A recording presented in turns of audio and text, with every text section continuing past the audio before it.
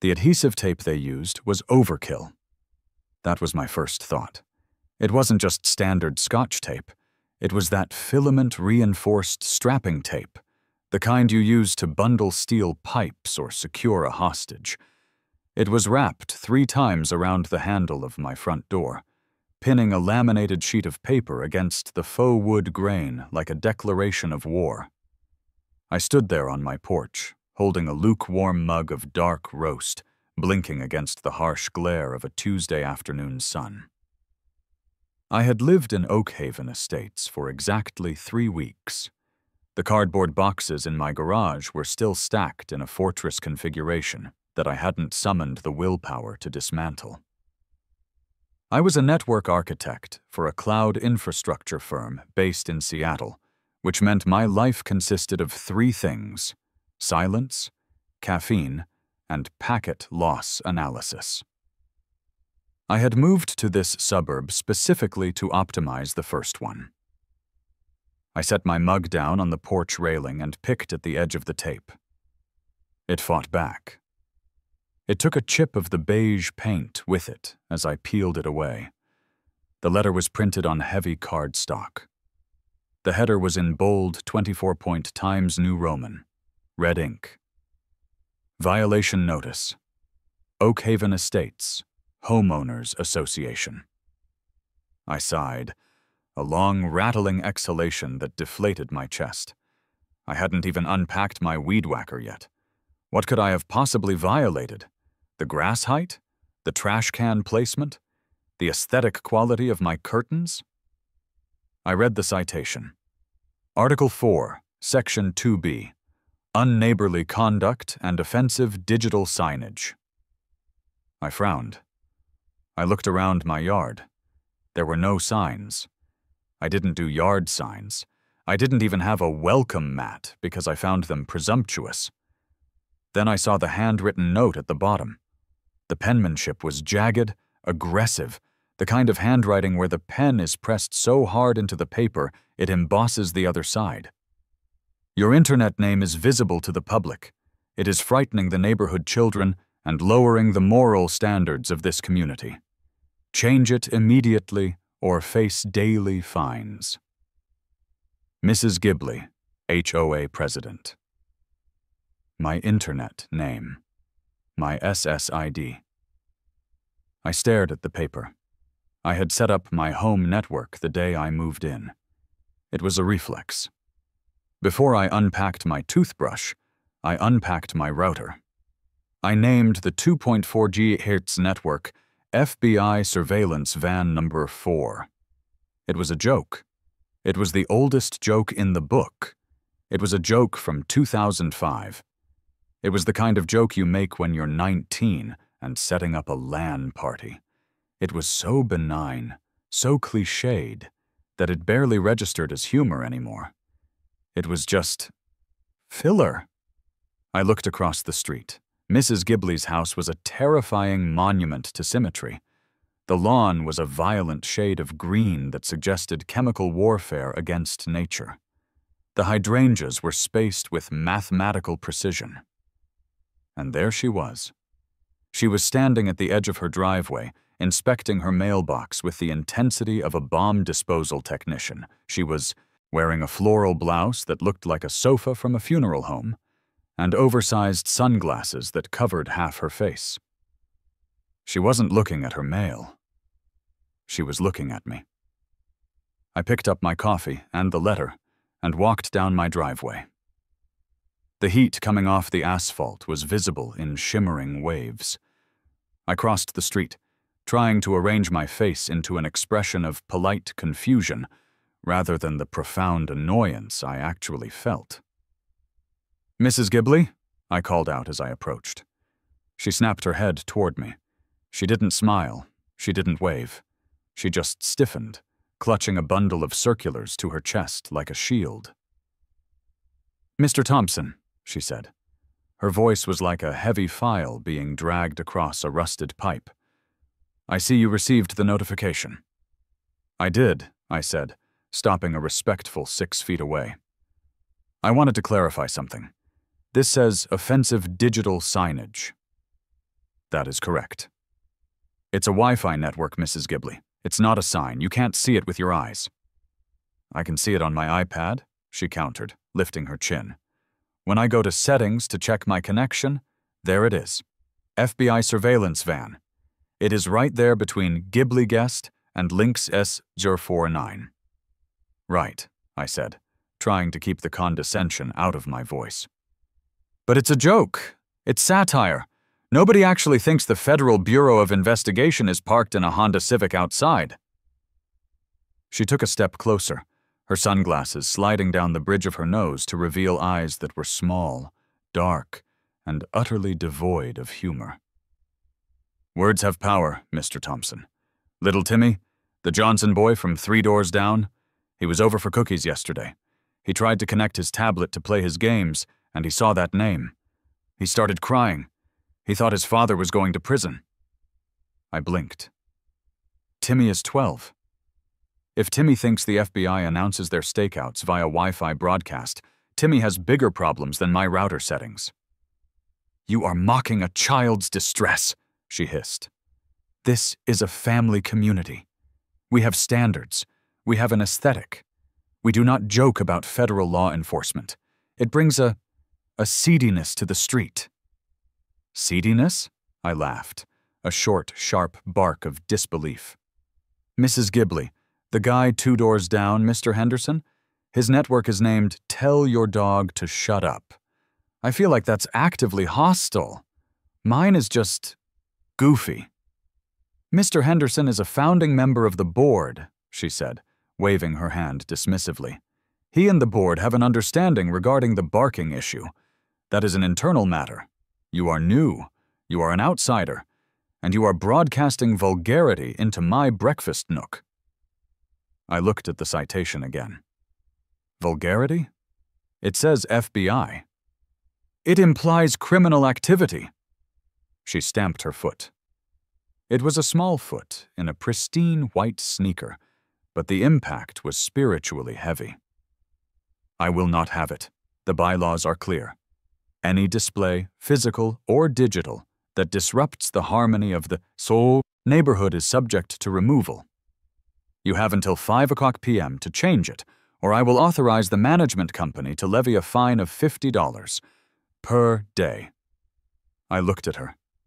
I looked at the perfectly manicured hedges. I looked at the oppressive stillness of the street.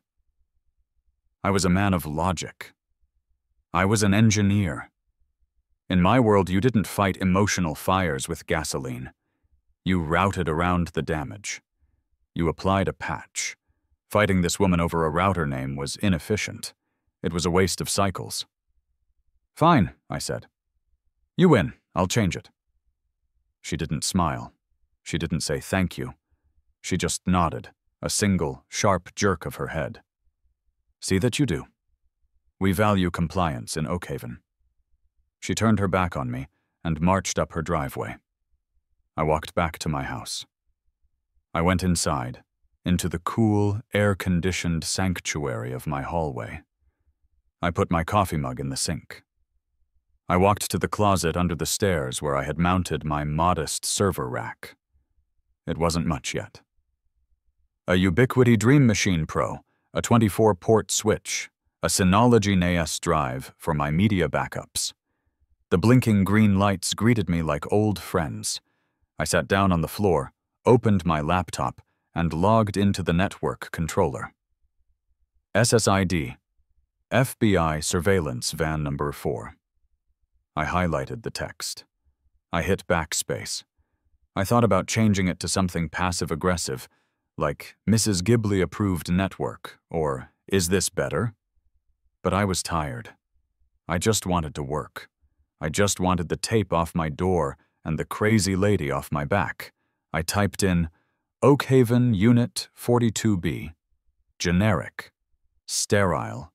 Compliant. I hit save. The network restarted. The signal dropped for 10 seconds, then reappeared with the new, boring name. I stood up, dusted off my pants, and went back to my office to answer emails. I felt a little piece of my soul wither, just a fraction. but I told myself it was the price of peace. 2 days passed. The peace did not last. On Thursday morning, I was on a Zoom call with my lead developer, discussing the migration of a database cluster when a shadow fell across my front window. I looked out. Another piece of tape. Another letter. I excused myself from the meeting, muted my microphone, and walked to the front door. My heart rate was already climbing. I ripped the door open. Mrs. Ghibli wasn't there, but her presence lingered like a bad smell.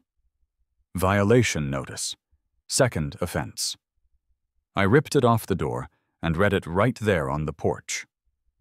While the offensive name has been removed, the homeowner has failed to submit a formal apology to the board for the initial distress caused.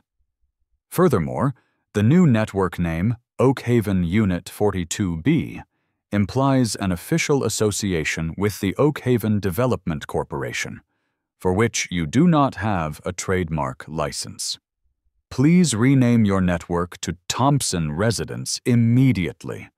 Fine enclosed, $50,100 for the initial delay, plus $2,500 administrative fee. I stared at the paper. I didn't blink. I didn't breathe. The logic, center of my brain, the part that handled routing tables and firewall rules, sputtered and died. This wasn't about compliance. This wasn't about harmony. This was about dominance. She was packet-shaping my life. She was throttling my existence because she could. She wanted to control the invisible waves floating through the air. She wanted to dictate the metadata of the neighborhood. I looked across the street. The blinds in her living room moved, just an inch. She was watching. She was waiting for me to stomp over there, to yell, to give her the satisfaction of being the victim of an unhinged neighbor so she could call the police. I didn't stomp. I walked back inside. I closed the door gently. I locked the deadbolt. I went to my kitchen and poured the rest of the coffee down the drain. I needed something stronger. I opened a Red Bull. I went to my office. I sat down. I opened a new browser window. I didn't go to the router settings. I went to the Oakhaven Estates HOA web portal. I found the Governing Documents section. I downloaded the CCNRs, covenants, conditions, and restrictions. It was a PDF file, 214 pages long. I started reading. Most people skim these things. I didn't skim. I read it like code. I parsed it. I looked for syntax errors. I looked for logic loops. Article 5. Landscaping. No grass over 3 inches. Article 6. Vehicles. No commercial branding visible from the street. Article 7. Structures. No sheds, no gazebos, no permanent basketball hoops. I scrolled down to Article 9. Antennas and satellite dishes.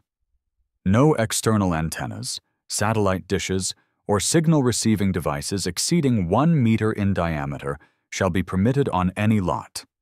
All such devices must be screened from public view and approved by the Architectural Control Committee. There it was, the Iron Curtain. But I knew something Mrs. Ghibli didn't.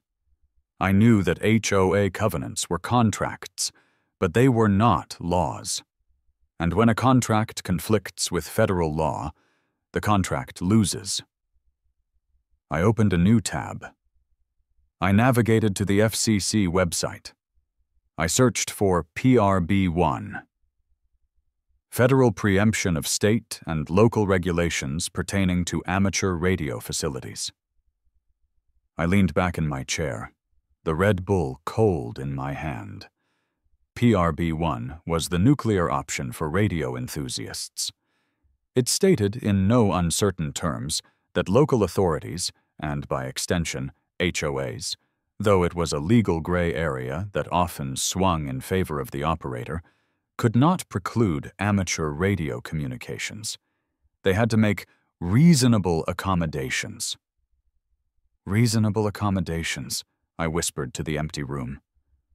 I looked at my amateur radio license, framed on the wall behind me. KD8XYZ. I hadn't keyed up a mic in 5 years. I mostly used it for the novelty, but the license was valid. I was a federally licensed operator in the amateur radio service. Mrs. Ghibli wanted to police the Wi-Fi. Wi-Fi is just radio.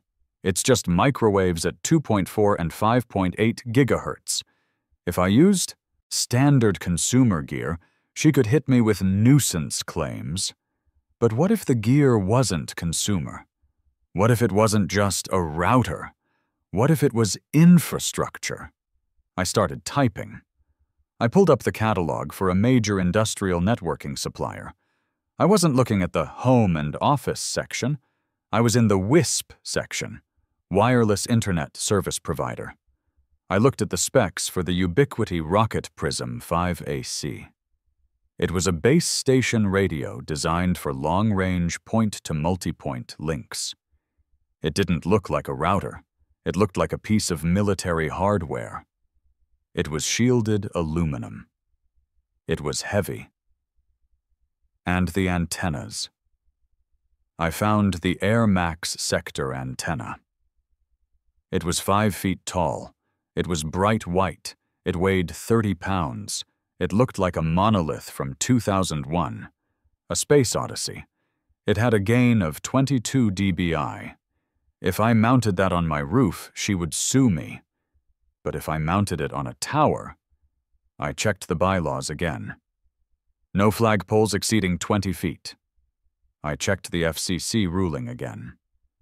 Local regulations which involve placement, screening, or height of antennas based on health, safety, or aesthetic considerations must be crafted to reasonably accommodate amateur communications.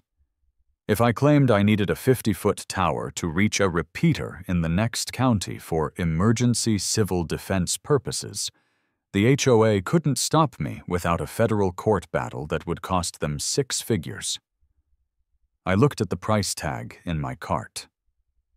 Roan 25G Tower Section, 10 feet, $180. Hive. Concrete base plate, $250. Ubiquiti Rocket Prism, $400. Sector antennas, $1,200.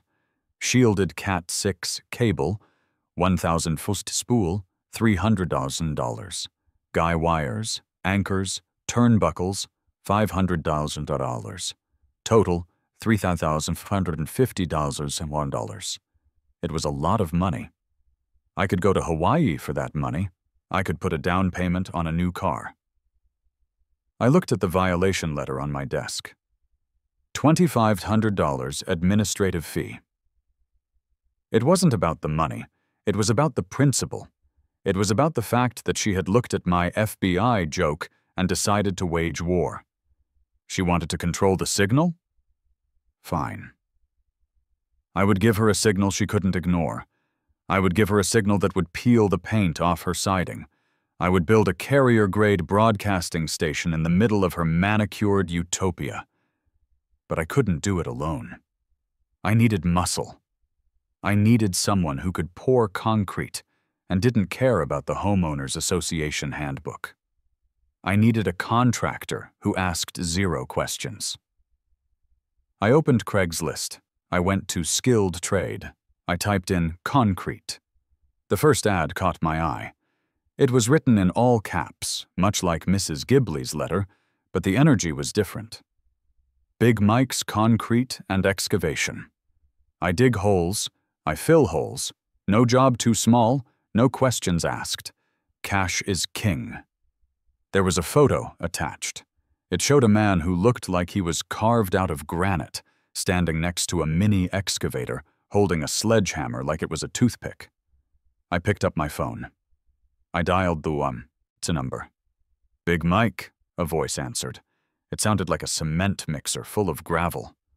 Mike, I said. My name is Jack. I have a job. I need a 4x4x4 pad poured in my front yard. Reinforced. What for? Mike grunted. A radio tower. A what? A 50-foot steel tower. There was a pause on the line, then a chuckle.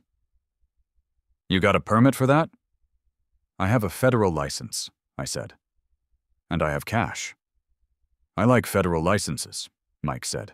And I love cash. I can be there tomorrow at 8. Make it 7, I said. I want to get started before the neighbors wake up. 7 it is, boss. I hung up. I looked at the checkout button on the equipment supplier's website. My finger hovered over the mouse. This was insane. This was petty. This was potentially going to make me the most hated man in the neighborhood. I thought about Mrs. Ghibli's face when she told me my Wi-Fi was seedy. I clicked, place order. The confirmation email hit my inbox with a satisfying ping. Thank you for your order. Your equipment will ship via freight in 3-5 business days. I leaned back in my chair and smiled. The red glow of the violator feeling was gone, replaced by the cool blue hum of malicious compliance. I wasn't just going to change my Wi-Fi name. I was going to change the electromagnetic spectrum of the entire zip code. The morning of the dig broke with a deceptive serenity. The sky over Oak Haven Estates was a pale, innocent blue, the kind that belongs on a postcard for antidepressants. It was 6:55 a.m. The sprinklers had just finished their rhythmic ch-ch-ch hiss cycle, leaving the neighborhood glistening in damp silence. I stood on my driveway, coffee mug in hand, waiting. I felt like a general on the eve of battle, if the general was wearing sweatpants and Crocs. At 6:58 a.m., I heard it. It started as a low rumble, a vibration in the soles of my feet. It wasn't the polite purr of the neighborhood Priuses or the soft idle of the SUVs taking kids to soccer practice.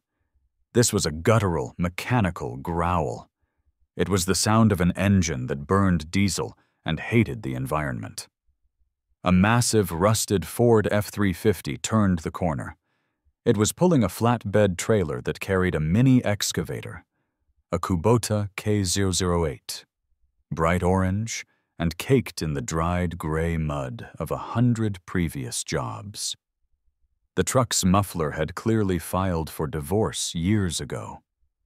As it rolled down the street, the sound echoed off the McMansions like a thunderclap. I saw a curtain twitch in the house next door. The truck ground to a halt in front of my driveway. The air brakes hissed, a sharp, violent PSSHHT that sounded like a gunshot in the quiet morning air. The driver's door groaned open. Big Mike stepped out.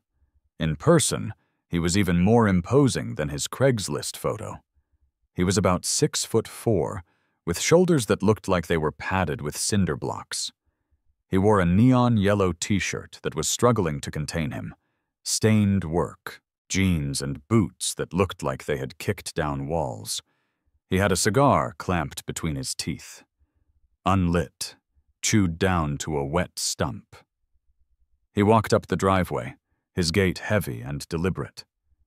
He stopped 3 feet from me and looked at the house, then at the lawn, then at me. "You, Jack?" he rumbled. His voice sounded like gravel tumbling in a dryer. "I'm Jack," I said, extending a hand. He engulfed my hand in a paw that felt like sandpaper. "Mike, nice place. Quiet." "It usually is," I said. "We're about to change that." Mike grinned. It was a terrifying expression. "I got the specs you texted. 4x4 pad, 4 feet deep, rebar cage, J-bolts for the tower base." "Exactly. I need it dead center in the front lawn. Right there." I pointed to a patch of grass that Mrs. Ghibli had once complimented, back before the SSID wars began. Mike looked at the spot. He looked at the manicured lawn across the street.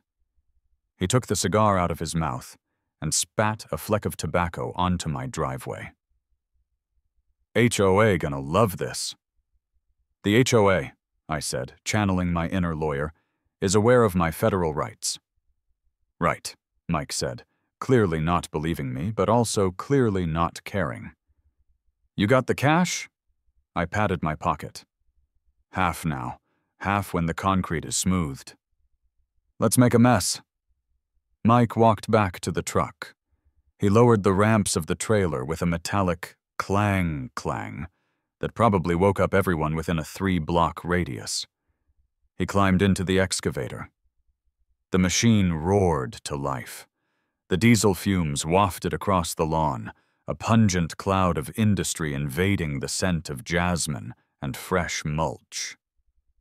Mike backed the machine down the ramps, the steel tracks chewing into the asphalt of the street before pivoting onto my driveway. He rolled onto the grass.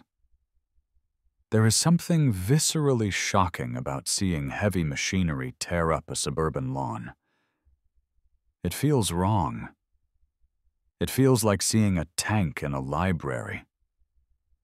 The tracks ripped into the sod, leaving 2 long scars of dark earth in the pristine green. Mike positioned the bucket over the center of the yard. He didn't hesitate. He pulled the lever. The hydraulic arm swung down. The metal teeth of the bucket bit into the earth with a crunch. He pulled back, ripping a massive chunk of soil, roots, and grass free, swinging it over to dump it on a tarp we'd laid out. Crunch, tear, dump. It was the loudest thing that had ever happened in Oak Haven. It took exactly 4 scoops before the front door across the street flew open. It didn't just open, it exploded outward. Mrs. Ghibli came running. She was not wearing her usual floral armor.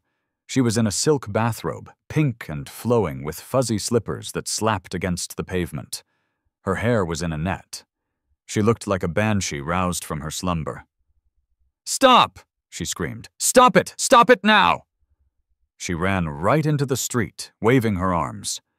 Mike, inside the cab of the excavator, couldn't hear her over the engine. He kept digging. Another bucket of dirt flew through the air. I stepped off the porch and intercepted her at the edge of my property line. "Good morning, Mrs. Ghibli," I shouted over the roar. "Beautiful morning!"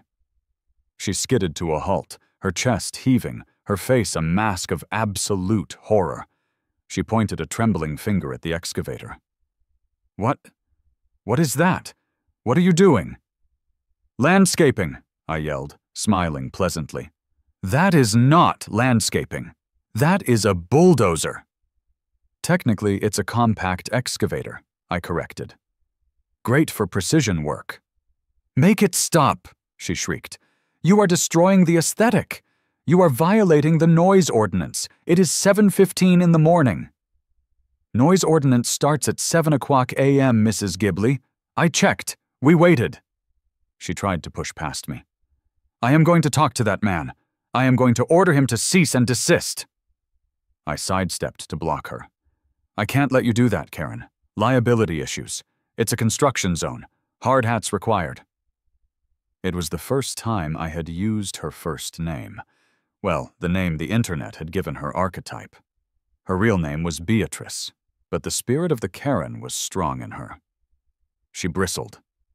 "My name is Mrs. Ghibli, and I am the president of the Homeowners Association. You cannot dig a hole in the front yard without an architectural review board approval. Where is your permit? Where is your approval letter?" I reached into my back pocket and pulled out the Ziploc bag I had prepared.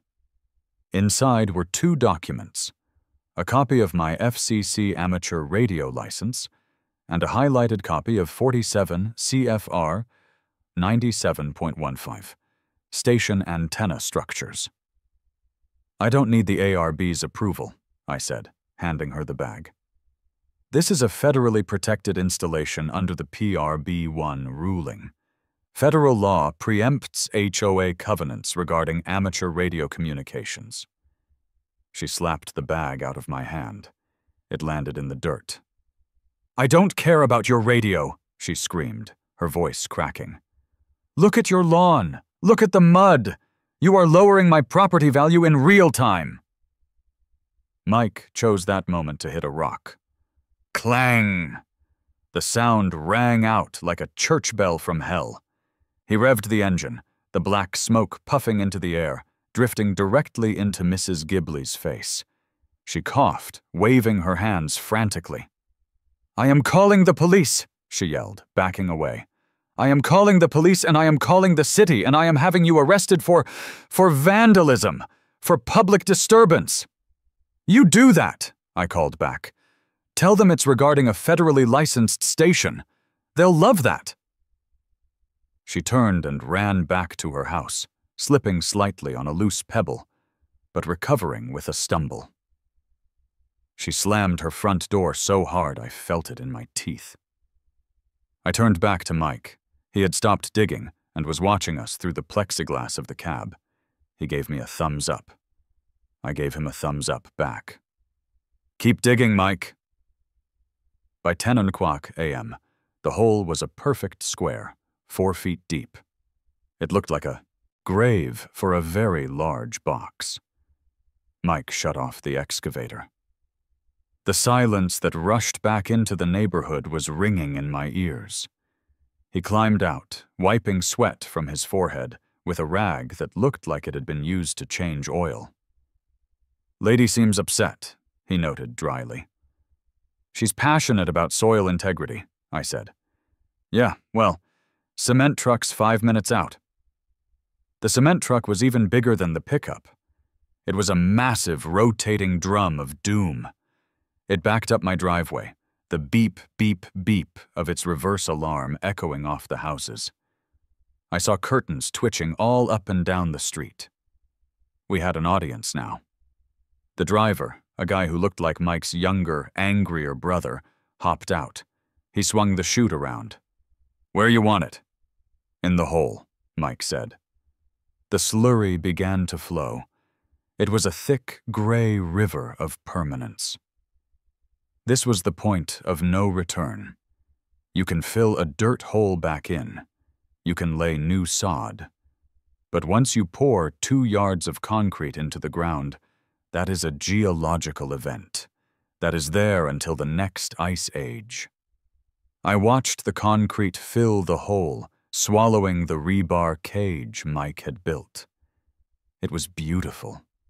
It was the foundation of my resistance.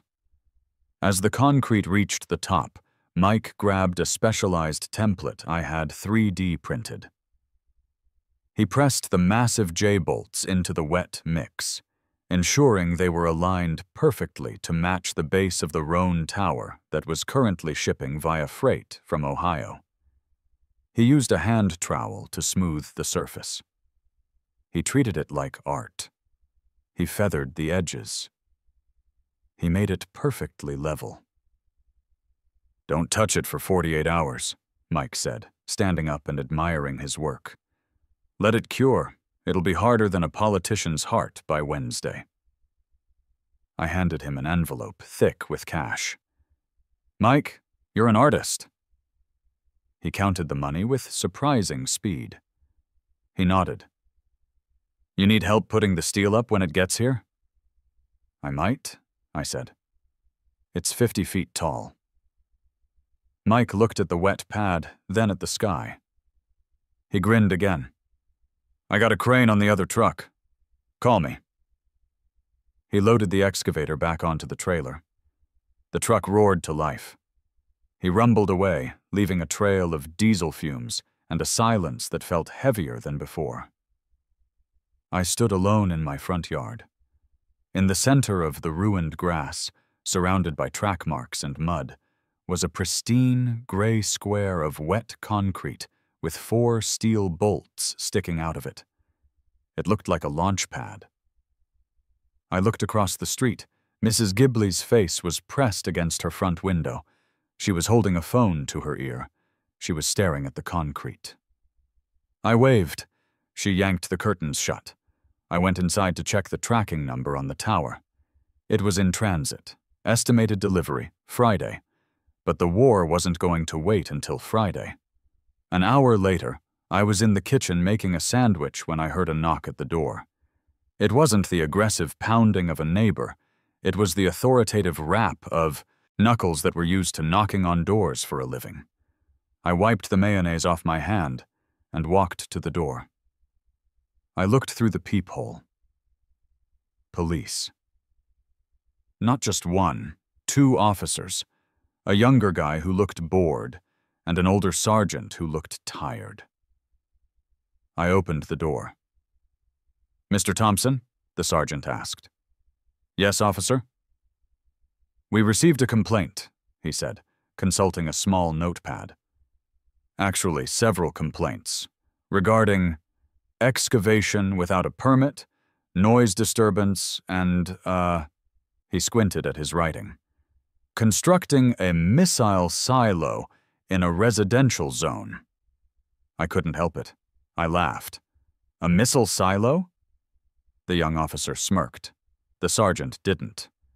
"Ma'am across the street is pretty worked up, sir. She says you're building an illegal structure." "Officer," I said, leaning against the doorframe, "I'm building a base for an amateur radio antenna. I have my FCC license right here." I pointed to the table by the door where I had left the paperwork.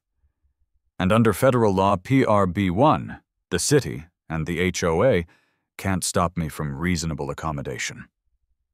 The sergeant sighed. He looked past me at the yard. "Is that the concrete?" "That's the concrete." "It's just a pad," the young officer observed. "No missile?" "Not yet," I joked. "The missile is on back order." The sergeant gave me a stern look. "Sir, don't make jokes. Mrs. Ghibli is telling dispatch that you're threatening the safety of the neighborhood." "I'm really not," I said, stepping out onto the porch. "I'm a network engineer. I'm a ham radio operator. I'm just putting up an antenna. She's upset because she doesn't like my Wi-Fi name." "Your Wi-Fi name?" the sergeant asked.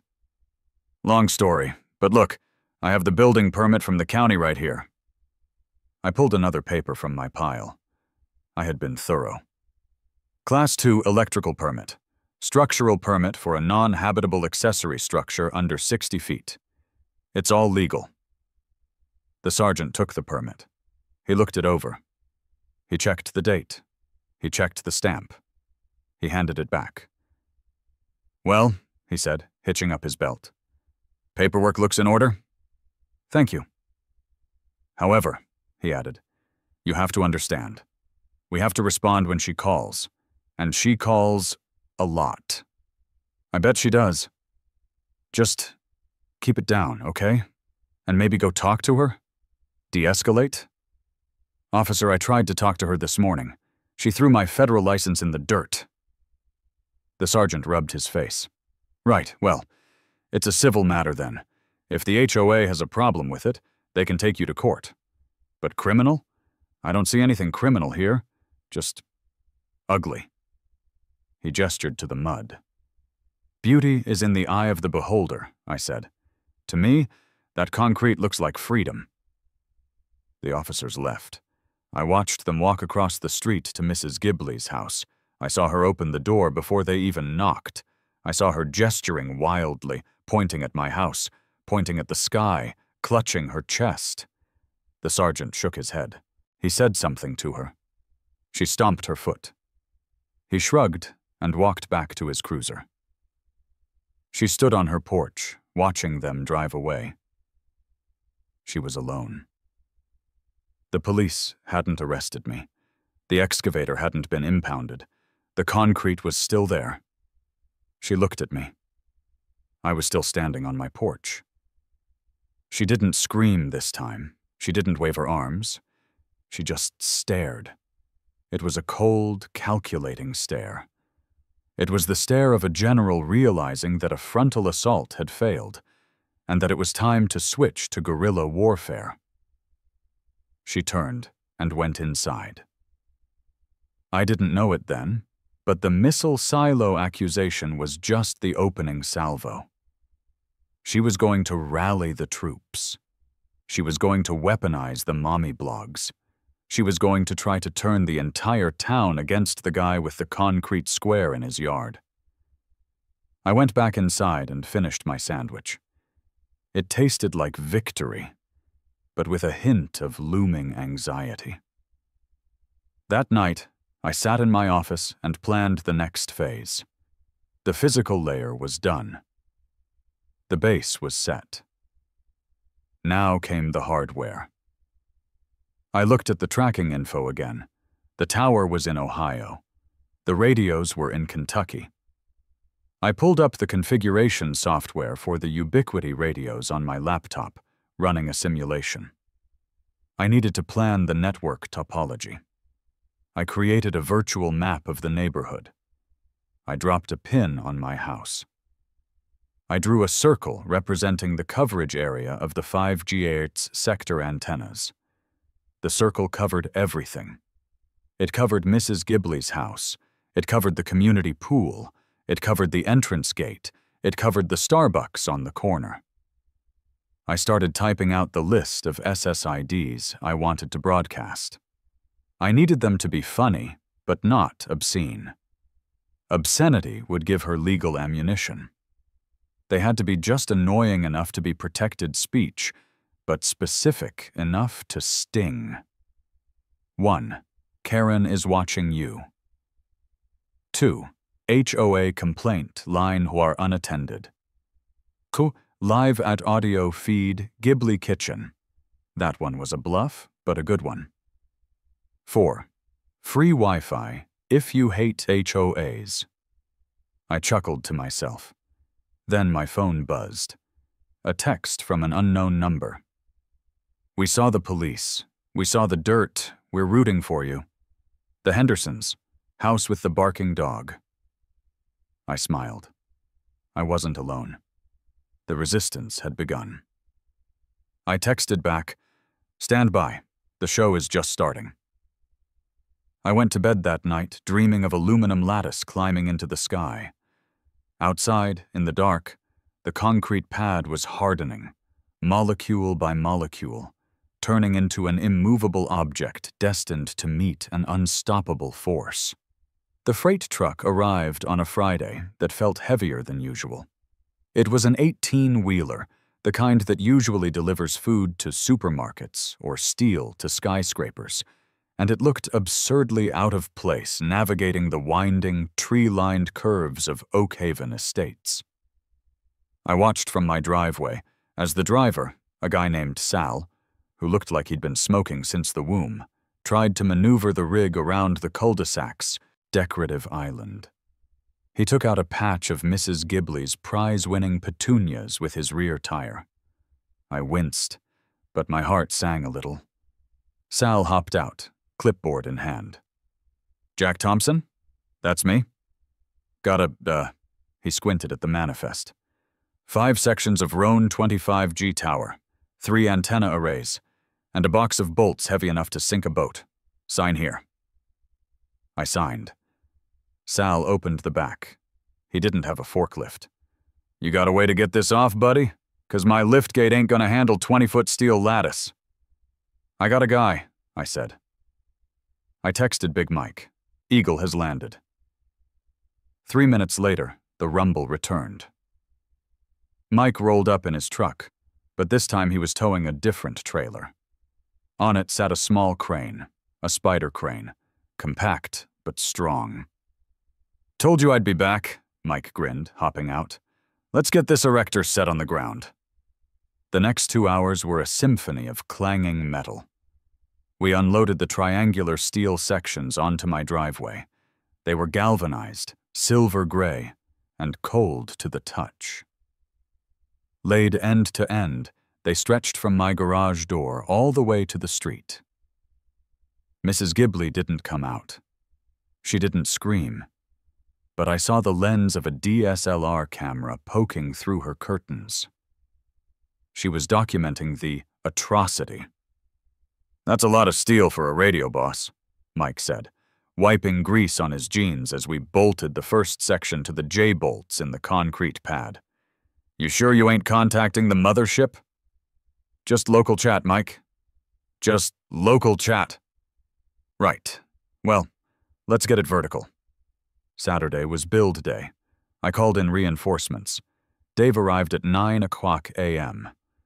Dave was my counterpart at the firm, a senior systems architect who viewed the physical world as a buggy interface he had to tolerate. He was pale, wore a vintage Nostromo crew shirt, and carried a backpack that cost more than my first car.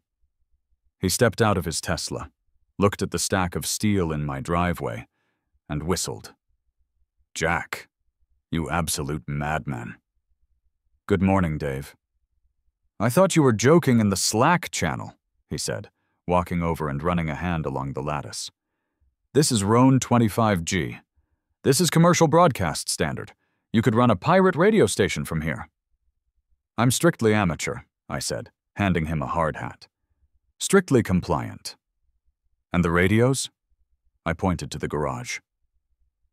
On my workbench sat the 3 Ubiquiti Rocket Prism 5AC units and the 3 massive AM5G-N-Teen A120 sector antennas. They looked like gleaming white shields. Dave's eyes glazed over with tech lust. "Prisms, active filtering, GPS synchronization. You got the big sectors too? The 120-degree spread?" "3 of them," I said. 360-degree coverage." "My God," Dave whispered. "The interference rejection on those is beautiful. You're going to have a noise floor of -100. "Less talking, more wrenching," Mike grunted from the crane controls. "I got a date tonight. Let's get this thing up." The process was slow, methodical, and incredibly loud. We assembled the tower in 10-foot sections on the ground. Then Mike used the crane to hoist them up. Dave and I were the monkeys. We climbed the tower as it grew, wearing harnesses, bolting the flanges together with massive grade 8 steel bolts. 10 feet. We were level with my roof gutter. 20 feet. We were looking into Mrs. Ghibli's second-story bedroom. I kept my eyes averted. I'm a gentleman. 30 feet. We were rising above the tree line. 40 feet. The wind started to pick up. The view was incredible. I could see the entire layout of Oakhaven, the winding streets, the blue kidney beans of swimming pools, the perfectly gridded oppression of it all. 50 feet. We topped it out. The structure was rigid, gleaming, and undeniably aggressive. It looked like a miniature Eiffel Tower had crash-landed in suburbia. We guy-wired it to the heavy-duty anchors Mike had installed at the corners of my lot. The cables hummed in the breeze. Then came the antennas. Dave and I hoisted the sector panels up on a pulley line. We bolted them to the top mounting bracket in a triangular formation, one facing north, one southeast, one southwest. They were stark white against the blue sky. They looked clinical. They looked official. "Okay," Dave panted, hanging off the side of the tower like a spider, a wrench in one hand. "They're mounted. Elevation tilt set to 2 degrees down tilt." "Check," I said. "We want the signal to hit the houses, not the airplanes." "Cabling?" We ran the thick, shielded, tough cable carrier class Ethernet lines down the center of the tower, zip-tying them every 2 feet. We grounded everything. Lightning protection was no joke. By 4 p.m., we were back on the ground. My arms felt like jelly. My hands were covered in zinc dust. Mike was packing up the crane. "Well," he said, looking up at the monstrosity we had created. "It sure is. Something. You can see that thing from the highway." "That's the idea, Mike." "Lady across the street hasn't stopped taking pictures for 6 hours, Mike noted. "She's gonna need a bigger memory card." I looked over. The curtains were still open. The lens was still there. "Let her take pictures," I said. "It's a beautiful piece of engineering." Mike laughed, a deep, rumbling sound. "You tech boys are weird. All right, I'm out. Don't fry the birds." He drove off. Dave and I went inside. It was time for the brain surgery. My home office looked like NASA mission control on a budget. I had 3 monitors set up. The Ethernet cables from the tower ran through a surge protector block on the wall, then into a Ubiquiti edge point switch, and finally into my main server rack. "Powering on," I said. I flipped the switch on the PoE injectors. One by one, the lights on the switch ports flickered. Amber, then green, then flashing rapidly. "Link established," Dave said, typing furiously on his laptop. 1000 Mbps full duplex to the radios. We have heartbeat. He pulled up the Air OS dashboard. It was a beautiful interface. Graphs, spectrum analyzers, signal constellations. "Okay," Dave said, cracking his knuckles. "Let's configure the RF output. You want to stay legal, right?" "Strictly." "Okay. UNII 3 band, 5.8 GHz. We can legally push 1 watt of conducted power, with the 19 dB gain of those sectors. Jack, your EIRP is going to be close to 50 dBm. That's robust." "Robust is good. You're going to be cooking the airwaves." Dave grinned. "Channel width?" 40 MHz, I said. "We want throughput, but we also want range. Let's not get greedy with 80. "Smart. Frequency selection? Run the Air View spectral analysis." Dave clicked a button. The radios scanned the local environment. The screen filled with a waterfall graph of blue and green. "Wow," Dave said. "Look at the noise floor. It's crowded down here in the standard Wi-Fi channels. Everyone and their grandmother is on channel 36 and 149. Find me a clean slice." "Here we go. 5835 MHz, upper band. Clean as a whistle. Nobody's consumer gear goes up there by default." "Lock it in." Done. Now, the fun part. Dave spun his chair around to face me. "The SSIDs." I pulled up my notes. I had been refining the list. I wanted maximum psychological impact with minimum liability. "Sector 1, I said. "North-facing. That points directly at Mrs. Ghibli's house." "Name?" I smiled. "Input, KarenIsWatchingYou." Dave's fingers flew across the keyboard. "Encryption?" "Open," I said. "No password, but enable the captive portal." "The portal page you built?" "The one with the counter." "Vicious," Dave said. "I love it. Done. Sector 2, southeast. Input, HOA complaint, depth wait time 4 HRs. Classic. Also open?" "Yes. Redirect that one to the FCC website page explaining federal preemption of antenna restrictions." "Educational. I like it. Sector 3? Southwest. Input, Mrs. Ghibli hates fun." Dave paused. "Is that libel?" "It's an opinion," I said. "And it's demonstrably true. But you're right. Let's soften it. Make it, the fun police are listening." "Better. Mysterious. Done." "Apply changes." Dave hit the button. The screen flashed. Applying configuration. Radios rebooting. We waited. The longest 30 seconds of my life. The bars on the dashboard turned from gray to green. Signal strength. Excellent. Noise floor, or 96 dBm.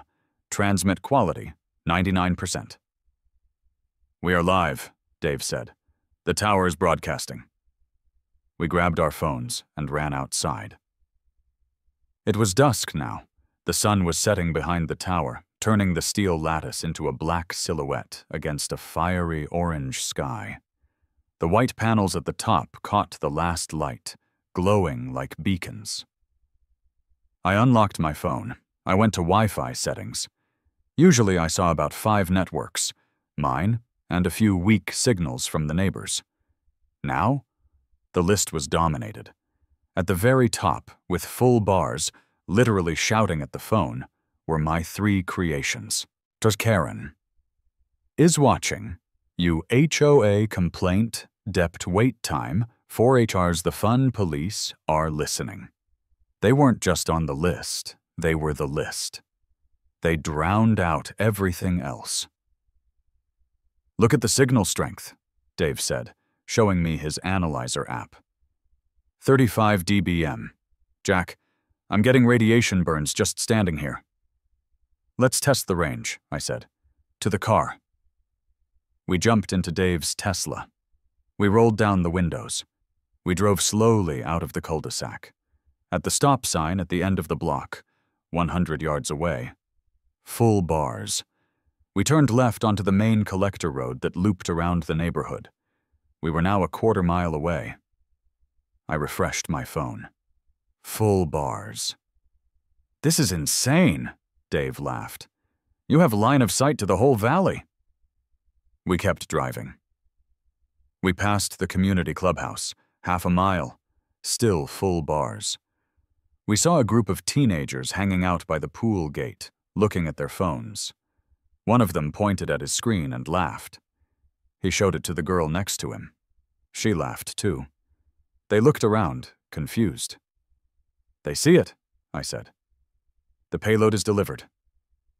We drove out of the estate entrance. We turned onto the county highway. 1 mile. The signal dropped to 3 bars. Still perfectly usable. "Connect to it," I said. Dave tapped KarenIsWatchingYou. His browser popped open immediately. The captive portal loaded. There it was, a high-res photo I had taken of Mrs. Ghibli peeking through her blinds, applied with a sepia filter to look like a wanted poster. Underneath, in bold text, "Welcome to the neighborhood watch monitoring system. Current alert level. Severe. Infractions detected today. 0. Days since last grass measurement. 2. Dave howled with laughter. "The latency is non-existent. It's faster than my LTE." We drove to the strip mall 2 miles away. We parked at the Taco Bell. 2 bars. "We are 2 miles away," Dave said, shaking his head in disbelief. "And I can still load the Karen page." "It's the elevation," I said. "Oak Haven is on a hill. The tower adds 50 feet. We're broadcasting over the rooftops."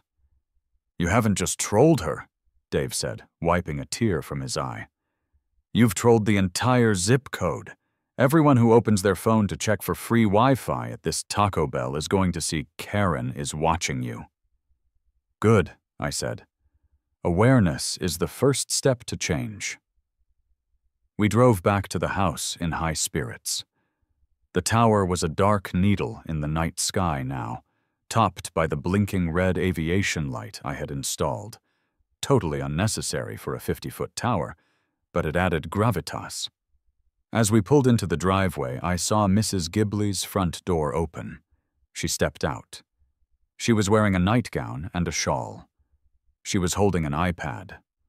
She was walking around her front lawn, staring at the screen, tapping it furiously, then shaking it. She looked up at the tower. She looked at her iPad. She looked at the tower again. She let out a scream of frustration that we could hear through the closed car windows. It was a primal sound. "She sees it," Dave whispered. "She sees it," I agreed. Mrs. Ghibli turned and marched back inside. A moment later, the lights in her house went out. All of them. As if she was trying to hide in the dark. "What's she going to do?" Dave asked. "She's going to call the cops again," I said. "And then she's going to call the HOA board. And then she's going to realize that she can't unplug a radio wave." I looked up at the red light blinking rhythmically atop my steel spire. Blink. Blink. Blink. "Come on, Dave," I said. "Let's go inside. I need to check the server logs. I bet we have connections already." We went inside. I pulled up the dashboard. Active clients, 14. 14 people? Dave asked. Already? Look at the device names. I scrolled down the list. Timmy's iPad, Dad's iPhone 13, Samsung Galaxy S22, guest bedroom TV, and then one that made me freeze. Device. Name, Oakhaven HOA Office Laptop. She's logged in, I said. Or someone from the board is. They're gathering evidence, Dave warned. Let them, I said, leaning back in my chair and putting my feet up on the desk. I'm not broadcasting hate speech. I'm not broadcasting porn. I'm broadcasting a public service announcement about the dangers of excessive surveillance. It's political speech. First Amendment, baby. Dave popped open a beer he had brought. To PRB1, he toasted. To PRB1, I replied, clinking my Red Bull against his bottle. The tower hummed silently in the night, a monument to petty revenge, broadcasting its invisible message at the speed of light to anyone who dared to look for a signal. The weekend passed in a blur of dopamine hits and packet analysis. By Monday morning, the Oakhaven estates were no longer just a collection of overpriced homes. They were a digital battleground, and I held the high ground. I woke up at 6:30 a.m., not to an alarm, but to the sheer excitement of checking the logs. I rolled out of bed, grabbed a coffee, and sat down at the command center. The dashboard told a story of absolute conquest. Unique clients. Last 24 hours. 142. Bandwidth. Consumed 450 GB. Top accessed domain. Karen Tracker Portal Voit. I scrolled through the device list. It wasn't just neighbors anymore. I saw device names like Delivery Driver 4 and Landscape Crew Lead. Even the service workers, the invisible army that kept suburbia running, were tuning in. Mrs. Ghibli had been busy too. My security cameras showed her pacing her driveway on Sunday, pointing at the tower, talking to anyone who was unfortunate enough to walk their dog past her house. She was gesturing wildly, simulating choking, clutching her head. She was building a narrative. At 7:45 a.m., the first wave of tourists arrived. It was the high school crowd. Oakhaven High was 3 blocks away. Usually, the kids walked past my house with their heads down, buried in their phones, oblivious to the world. Today, a group of 4 halted directly in front of my driveway. "That's it," I heard one kid say. He was wearing a varsity jacket and holding an iPhone like a Geiger counter. "That's the tower." "Connect to it," a girl urged him. "Does the counter work?" The kid tapped his screen. A moment later, he let out a loud whoop.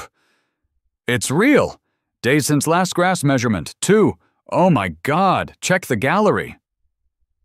They were looking at the wall of shame I had uploaded to the portal, a collection of screenshots from my doorbell camera showing Mrs. Ghibli inspecting trash cans with a flashlight at 3:00 a.m. I opened the front door and stepped out to grab the paper. The kids froze, looking like they'd been caught tagging a wall. "Morning," I said, sipping my coffee. The kid with the varsity jacket looked at me, then up at the 50-foot aluminum spike, then back at me. "Mr. Did you build that?" "I did."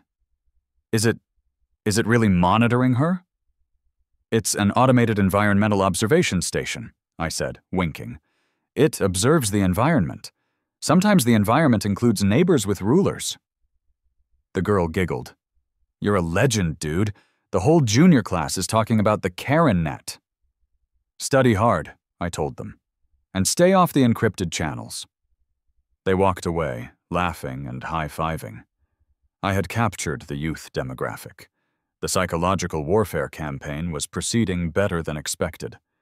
But Mrs. Ghibli wasn't done.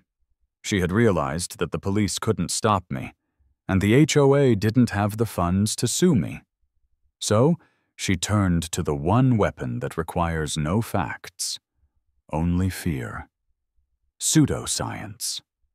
At 10 o'clock a.m., a van pulled up to Mrs. Ghibli's house. It was a beat-up Volkswagen bus painted in swirling purples and greens. The side decal read, "Crystal Vibrations and Holistic Home Harmonizing."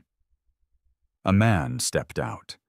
He was wearing linen pants, a tunic that looked itchy, and enough wooden bead necklaces to choke a llama. He was carrying a copper rod and a swinging pendulum. I watched from my office window. This was going to be good. Mrs. Ghibli greeted him like a savior. She pointed a shaking finger at my tower. The man nodded gravely. He held up his pendulum. It swung in the breeze.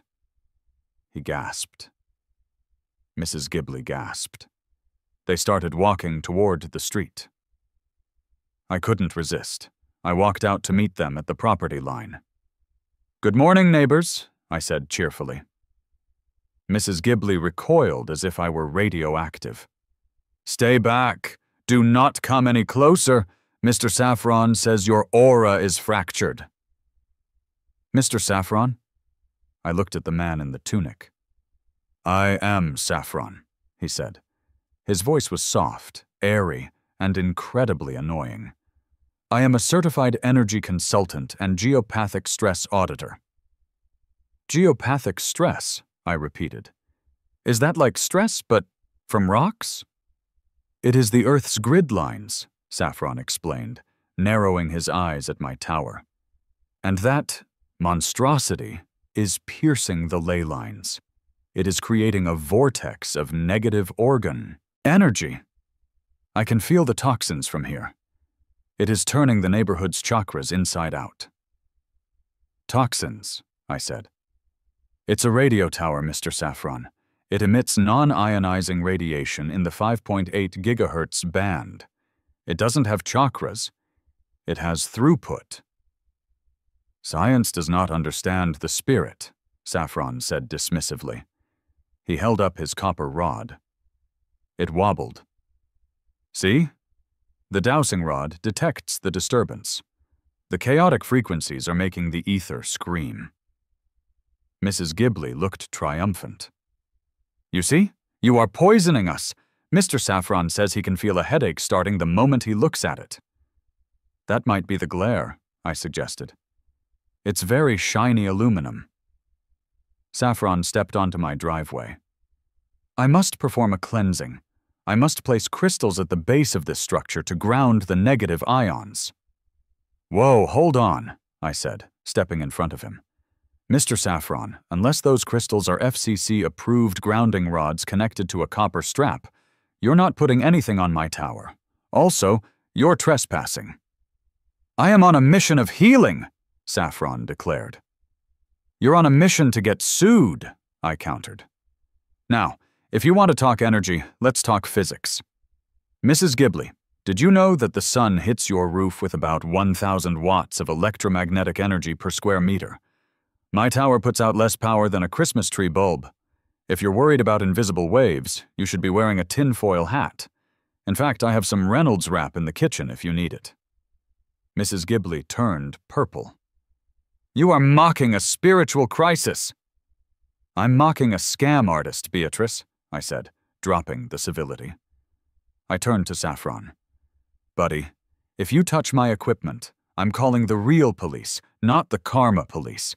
And they carry tasers, which deliver a lot of very real, very measurable energy."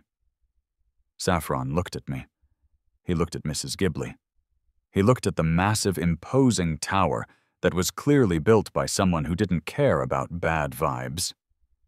"The energy here is too blocked for a cleansing," Saffron decided abruptly. "I must retreat to align my crystals." He practically jogged back to his van. "Mr. Saffron, wait!" Mrs. Ghibli cried. He peeled out, leaving a cloud of incense smoke and exhaust. Mrs. Ghibli stood alone on the curb. She looked at me with pure hatred. "This isn't over," she hissed. You think you're so smart with your science and your rules, but there are other rules. City rules." She marched back inside. I assumed she was bluffing. I was wrong. Tuesday brought the real threat. The police were a nuisance. The energy healer was a joke. But the man who pulled up in the white Ford Escape with the city seal on the door? He was dangerous. City code enforcement. This wasn't about feelings. This was about measurements. The man who got out was small, neat, and wore a short-sleeved dress shirt with a pocket protector. He carried a clipboard and a laser distance measurer. He looked like a man who derived sexual gratification from finding a fence that was 2 inches too high. I walked out to meet him. "Mr. Jack Thompson?" "Yes, sir." "I'm Inspector Perkins, City Code Enforcement. We received an anonymous tip regarding an unpermitted commercial structure in a residential zone." "It's not commercial," I said immediately. "And it's not unpermitted. I have the county building permit right here." I produced the paperwork. Perkins adjusted his glasses and scrutinized it. "I see the permit," Perkins said. "Class 2 accessory.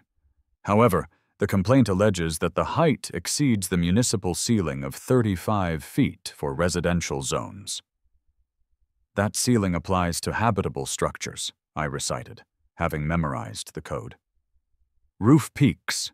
This is an antenna support structure. The code exemption 12.4.b allows for masts up to 60 feet, provided they have a fall zone clearance of 1.5 times the height." Perkins looked at me. He blinked. "You know code 12.4b? "I know it well. My fall zone is 75 feet. My lot is 100 feet deep. If the tower falls, it hits my house, not the neighbor's. Therefore, it's compliant." Perkins pursed his lips. He walked to the base of the tower. He shook the guy wires. They hummed tight like guitar strings. "It looks sturdy," he admitted. "Rated for 110 mile-per-hour winds," I said. "Ice load rated. And the usage? The complaint says you're running a business, a WISP." "Strictly amateur," I lied. Well, mostly lied. I wasn't charging anyone. "It's a mesh network test bed for emergency management. Civil defense. We're testing propagation in suburban density." "Civil defense," Perkins repeated. It was the magic word. Bureaucrats loved civil defense. It sounded important and litigious-proof. "Yes, sir. In case of a hurricane or grid failure, this tower can relay emergency comms for the whole neighborhood." Perkins looked up at the white sector antennas. "And the Wi-Fi names? The complaint mentions harassment via SSID?" "Free speech," I said. "Digital signage is not regulated by the city code unless it emits light in excess of 500 lumens. The only light on that tower is the aviation beacon, which is a safety feature." Perkins sighed. He tapped his clipboard with his pen. He looked across the street at Mrs. Ghibli's house, where the blinds were, predictably, open. "Look, Mr. Thompson," Perkins said, lowering his voice. "Technically, you're compliant. You've threaded the needle. But you're kicking the hornet's nest. That lady has called my supervisor 5 times today. She's calling the mayor's office." "I'm just exercising my rights, Inspector." "I know, and I respect the engineering. It's a hell of a tower. But the city doesn't like headaches. If you slip up, if that thing rusts, if a bolt comes loose, if it hums too loud, we will be back. And we will find something. It won't slip up, I promised. All right?" He signed off on the inspection sheet. "Case closed, for now," he said. Handed me a carbon copy. Violation. None found. I watched him drive away. I felt a surge of adrenaline. I had defeated the HOA, the police, the hippies, and the city. I was invincible. Or so I thought. Wednesday evening, The real bomb dropped. I came home from a grocery run, stocking up on energy drinks and frozen pizza, to find a letter taped to my door. But this wasn't the usual aggressive packing tape job. This was a process server job. It was a heavy, cream-colored envelope with the official seal of the Oak Haven Homeowners Association Board of Directors. Notice of Emergency Town Hall Meeting. 2. All residents of Oak Haven Estates. From the Board of Directors. Subject: the removal of the unauthorized telecommunications facility at 42B Oak Haven Way. A special session of the HOA General Assembly has been called for this Friday at 7:00 p.m. The agenda is singular: to vote on a special assessment to fund legal action against Mr. Jack Thompson and to amend the community bylaws to explicitly ban all amateur radio equipment, retroactive to the inception of the neighborhood. Attendance is mandatory for all voting members. I read it twice.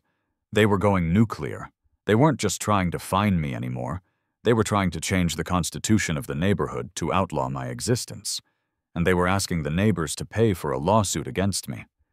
A special assessment meant everyone's dues would go up. Mrs. Ghibli was going to ask 200 families to pitch in $500 each to hire a high-powered real estate law firm to crush me. If she got the votes, they could drag me into court for years. Even with PRB1 on my side, the legal fees would bleed me dry. I had spent $4 grand on the tower. I didn't have 50 grand for a lawyer. I needed to win the room. I didn't need a lawyer. I needed a PR campaign. I went into my office. I called Dave. "Dave," I said when he picked up, "we have a problem.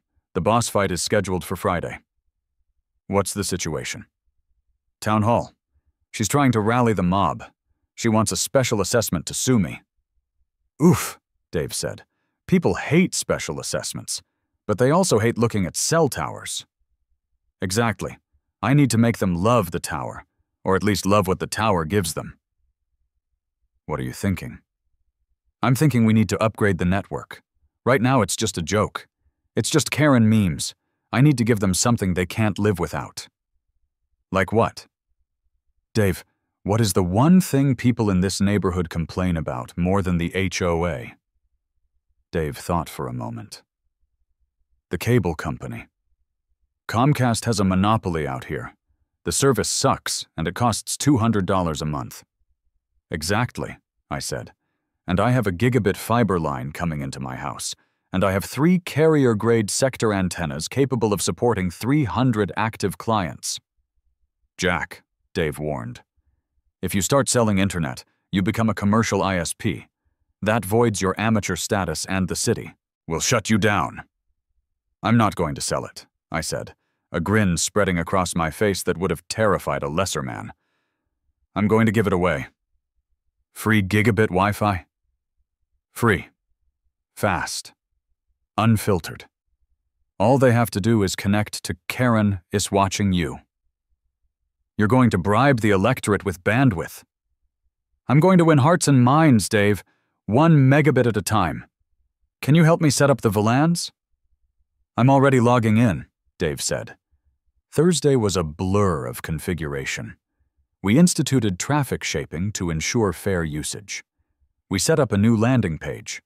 Instead of just the Karen counter, which was now at 16, the splash page now read, "Welcome to the People's Network, provided free of charge by the tower at 42B.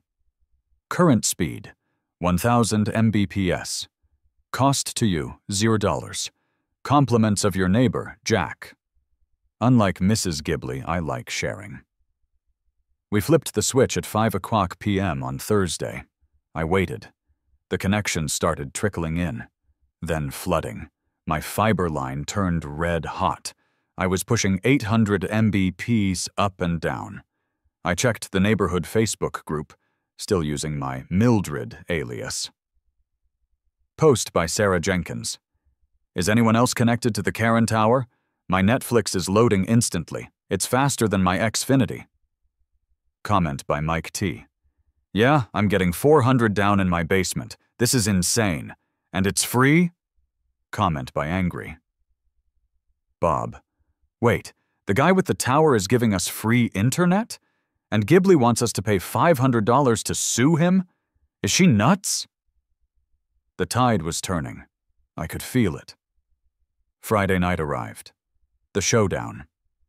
I put on my best innocent tech guy outfit, a button-down shirt, nice jeans, and a pair of non-threatening glasses. I walked to the community center. The parking lot was full. The air was thick with tension. I walked into the main hall. It was a sea of folding chairs. At the front, on a raised stage, sat the board of directors. And in the center, looking like a judge at a tribunal, sat Mrs. Ghibli. She had a wooden gavel. She looked ready to use it as a weapon. I found a seat in the back row. People turned to look at me, but they weren't glaring. Some of them nodded. One guy gave me a subtle fist bump. Mrs. Ghibli stood up. She tapped the microphone.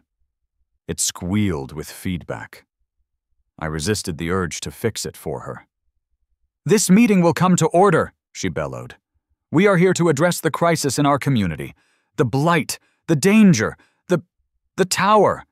She pointed a trembling finger at the back of the room. At me. "Mr. Thompson," she spat the name like a curse, "has erected a radiation-spewing eyesore.